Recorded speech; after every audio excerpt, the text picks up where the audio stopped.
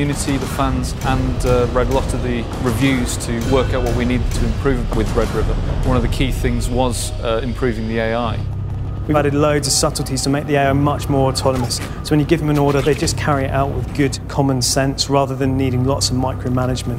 They'll do things like providing bounding fire. So when you're moving forwards, they'll sit back and open up on the enemy if they know they're there to give you a chance to get over an open space. And if you throw a grenade amongst some bad guys, they are going to spread and flee.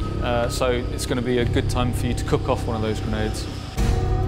It's subtle stuff, it's not big headline features, but it's the sort of stuff that will make all the difference when you're playing the game. And then we've added some really cool new details that you just wouldn't have seen before.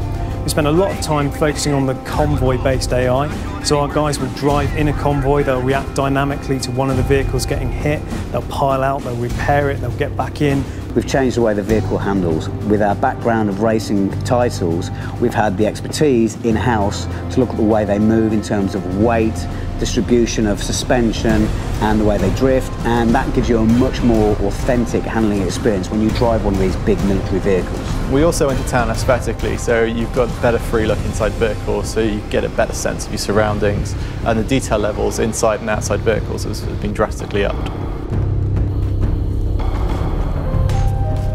We've completely overhauled the animation system. We've changed the way the technology works, and we've also captured a whole new set of motion capture data to make sure that our soldiers act realistically in the field. So this time around, when you see a guy next to you, he'll actually turn around and actually shuffle and move his legs around.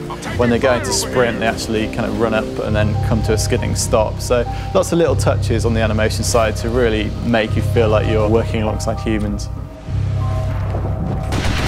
We've spent a lot of time in Red River on behind the gun experience. It's the core of our game. It's the one thing that differs us from the rest of the shooters on the market. It really feels like you're actually holding a weapon now.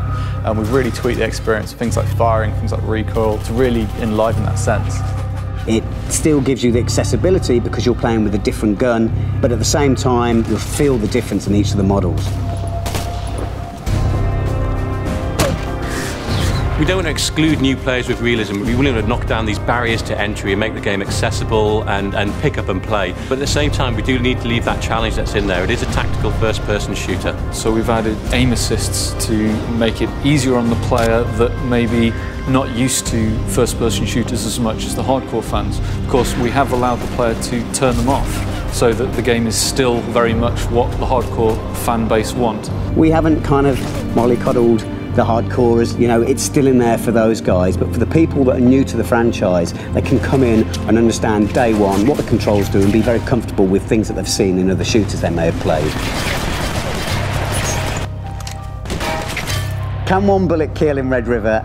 Absolutely. It depends on where the munitions are coming from, what the range is, what body armour you're wearing, what health level have you got. You've got large calibre machine guns, things like 50 cals, which can actually sever a limb, whereas the traditional rifles called bullet wounds, and we still have technology in there to have a bullet impact and then blood seeping out. So it's pretty graphic, our damage system for our characters. So you've got to be careful out there because it is an authentic experience and we're not going to try and dumb this down.